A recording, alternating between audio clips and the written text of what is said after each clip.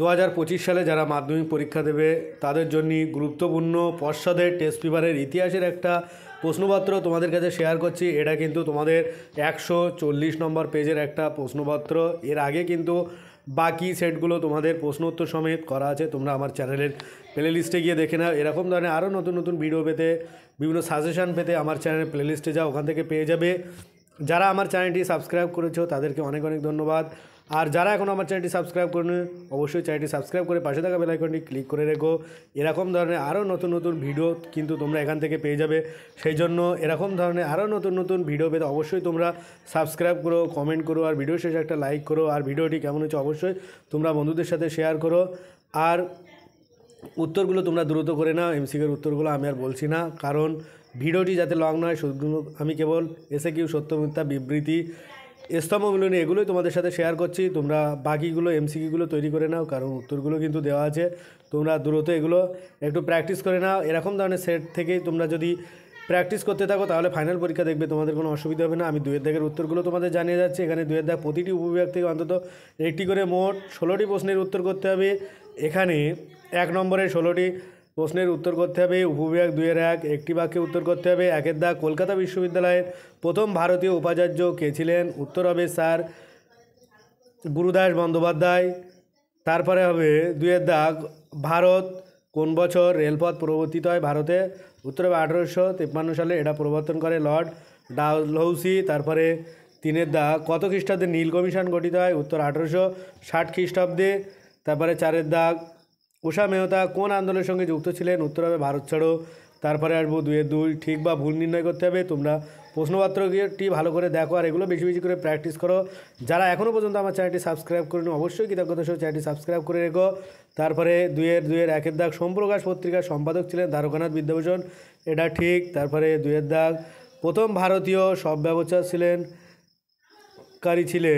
এখানে মধুসূদন দত্ত, এটা ভুল। এখানে যদি বলে গুপ্ত তাহলে ঠিক হতো।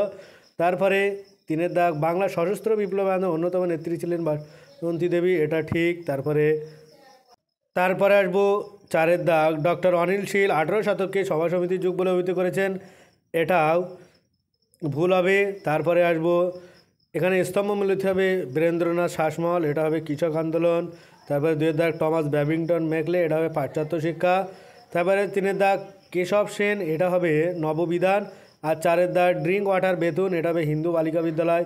তোমরা প্রশ্নগুলো ভালো করে মিলিয়ে নাও। যারা এখনও পর্যন্ত আমার চ্যানেলটি সাবস্ক্রাইব করো অবশ্যই চ্যানেলটি সাবস্ক্রাইব করো, আর অবশ্যই কমেন্ট করো, ভিডিও শেষে একটা লাইক করো, আর ভিডিওটি বেশি বেশি করে তোমার বন্ধুদের সাথে শেয়ার করো যাতে তারা এটা পেয়ে অনেক বেশি উপকৃত হয়। তারপরে তোমাদের দেখতে পাচ্ছ 2-4 এখানে তোমাদের কি করতে হবে, যে ম্যাপ পয়েন্টিং থাকবে 4টে, তোমাদের ম্যাপ পয়েন্টিংগুলো করতে হবে। তারপরে উপবিভাগ 2-5 আছে, নিচের বিবৃতিগুলির সঠিক ব্যাখ্যাটি নির্বাচন করতে হবে। 4 নম্বরে একটি প্রশ্নের উত্তর করতে হবে। এখানে বিবৃতি 1 কী হচ্ছে ভারতের ঔপনিবেশিক ব্রিটিশ সরকার অরণ্য আইন প্রবর্তন করেছিলেন, এখানে উত্তর হবে বিবৃতি 3 ব্রিটিশ সরকার নিজেদের স্বার্থে অরণ্য আইন বা অরণ্য সম্পদ ব্যবহার করতে চেয়েছিলেন। তারপরে আসবো বিবৃতি 2 হ্যালেট তার বাংলা ব্যাকরণ গ্রন্থ লেখেন এদেশে ইংরেজ কর্মচারীদের বাংলা ভাষা শেখাবার জন্য, উত্তর হয় ব্যাখ্যা 3 কারণ এদেশে বাণিজ্য প্রশাসন চালাবার জন্য ইংরেজ কর্মচারীদের বাংলা ভাষা আয়ত্ত করা প্রয়োজন ছিল। তারপরে বিবৃতি 3 গান্ধীজি জমিদারদের বিরুদ্ধে কৃষক আন্দোলন সমর্থন করেনি, এখানে উত্তর হবে ব্যাখ্যা 2 গান্ধীজি হিংসাত্মক আন্দোলনের বিরোধী ছিলেন। আর বিবৃতি 4 স্বামী বিবেকানন্দ বর্তমান ভারত গ্রন্থটি রচনা করেছিলেন, উত্তরে ব্যাখ্যা 3 তার উদ্দেশ্য ছিল সাহসিকতা প্রচার করা। এরকম ধরনের আরও নতুন নতুন ভিডিও পেতে অবশ্যই তোমরা চ্যানেলটি সাবস্ক্রাইব করে পাশে থাকা বেল আইকনটি ক্লিক করে রাখো যাতে পরবর্তী ভিডিওগুলো সবার আগে পেতে পারে। আর এরকম ধরনের নতুন নতুন ভিডিও পেতে অবশ্যই আমার চ্যানেলের সঙ্গে থাকো, সাপোর্ট করো। আরও নতুন নতুন ভিডিও কিন্তু তোমরা এখান থেকে পেয়ে যাবে। তারপরে আসবো 3 দাগ এখানে বিভাগ গ থেকে 2টি অথবা 3টি বাক্যে নিচের প্রশ্নগুলি উত্তর করতে হবে, যে কোনো 11টি। এখানে 2 নম্বরে 11টি প্রশ্নের উত্তর করতে হবে। তোমরা প্রশ্নপত্র ভালো করে দেখো আর এগুলো বেশি বেশি করে প্র্যাকটিস করতে থাকো। এরকম ধরনের প্রশ্নপত্রগুলো কিন্তু তোমাদের ফাইনাল পরীক্ষা হুবহু কমন আসবে। তারপরে 4 দাগ আছে খ বিভাগ থেকে, তোমরা প্রশ্নপত্রগুলো ভালো করে দেখো আর এগুলো বেশি বেশি করে প্র্যাকটিস করতে থাকো। 5 দাগ তোমাদের 15-16টি বাক্যে যে কোনো একটি প্রশ্নের উত্তর করতে হবে। 8 নম্বরের এখানে 3টি প্রশ্ন থাকবে, তোমরা অবশ্যই প্রশ্নপত্রগুলো ভালো করে দেখো, বেশি বেশি করে প্র্যাকটিস। এরকম ধরনের সেট যদি তোমরা প্র্যাকটিস করো তাহলে দেখবে ফাইনাল কোনো তোমাদের অসুবিধা হচ্ছে না। আজ ভিডিওটি এই পর্যন্ত। পরের ভিডিও পেতে চ্যানেলটি অবশ্যই সাবস্ক্রাইব করো আর পাশে থাকা বেল আইকনটি ক্লিক করো। সকলে ভালো থাকো, সুস্থ থাকো। ভিডিওটি শেষ পর্যন্ত দেখার জন্য সবাইকে অনেক অনেক